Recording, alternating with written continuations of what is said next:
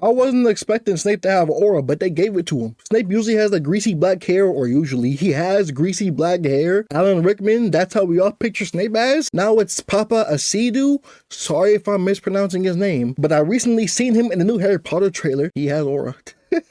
The dreads. They gave Snape so much aura. It's crazy, bro. He might have too much aura for Snape. I'm not gonna lie to you. I've been vocal about how I don't like Snape as a person. He's terrible. A character, amazing. A person, terrible. People tend to they got this misconstructed view about Snape from what they think they remember watching the movies. The movies portray him as a good person. The books, however, that tells a completely different story. And I hope they stick with that in the new series. His best aura-farming moment is when he dueled Harry for that brief moment when Harry was chasing after him. It wasn't even a duel, actually.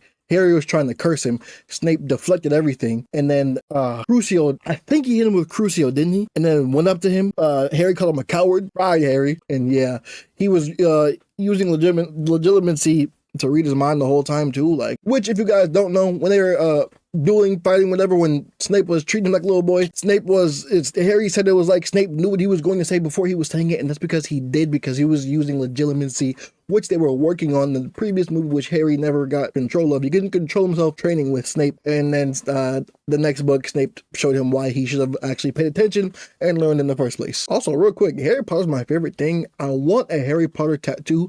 I just don't know what I should get. Let me know in the comments. There's a few ideas of what I'm working with. The biggest ones is the Deathly Hallows somewhere on me. I don't know where. Probably my arm or something, like kind of like patchwork or something like that. Another one is the Dark Mark. I would love to, probably on this arm right here, I would love to do the Dark Mark. And then the last one would be, I solemnly swear that I'm up to no good. One of those three. I'm also wondering though, since the TV show will be taking like its own liberties with certain things and adding things that's not in the books at all, I wonder if they're gonna add stuff from the Fantastic Beasts movies we've gotten to kind of connect more stuff, because we all know those movies were kind of a mess. And I just want to add some more Easter eggs in the show that will, just tie more stuff together. In Prisoner of Azkaban, you can see Newt Scamander on the map visiting his grandson that goes to Hogwarts at the time. So that's a cool detail that's brought up, I guess, way later, 13 years later, 12 years later in the first Fantastic Beasts movie when we meet Newt Scamander. So if they could add other stuff like that, or maybe even just add some of the other characters like the One Piece show is doing right now. The live action One Piece show is adding more stuff earlier than they would have. If you don't watch One Piece, you will not understand the next thing I'm about to say. Bartolomeo is someone obsessed with Luffy. He first saw Luffy in Town when Luffy was about to get his head cut off or whatever, and that's when he first got obsessed with Luffy. And I haven't watched the show, but I've seen clips and I've seen people talk about it. And season 2 now of the One Piece show, they showed Bartolomeo in Town already meeting Luffy, which in the anime it said that he didn't meet Luffy before, he just seen Luffy, but now Luffy met him way earlier, which I mean, I guess it doesn't really matter, but the whole point of why they changed it was because he was already there at that time in the story. That's where he first seen Luffy. We just didn't know that until way later in the story. But since this is a different adaptation, they're putting him there and letting them meet each other. It's just something else cool to do, so they could do stuff like that for the series now.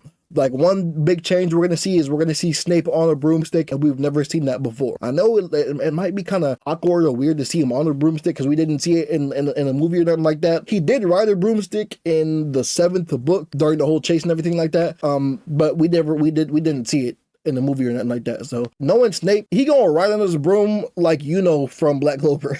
He might just stand in that drunk and just aura farm the whole time. And I'm not gonna lie, he really does look so fire. Like with the locks, he's really aura farming. I can't get over how good the costume design is, bro. And it's not just for Snape either. It's for I'm gonna make another video too about the things I love about the trailer and my wish list I want to see. But the Snape design is magnifique. Now this video is not going to be long. I'm just yapping right now. I could keep talking for so long, y'all do it now. I just had to yap and get that off my chest about how much I love Snape's design and what they're doing with it. I want to see his performance. Everyone has said he's an amazing actor, so I can't wait to see his performance as Snape later this year. We gotta wait all the way until Christmas time, but I'm sure the wait will be well worth it when we finally get there, man. That's all I got for y'all though today. I'll see y'all on the next one.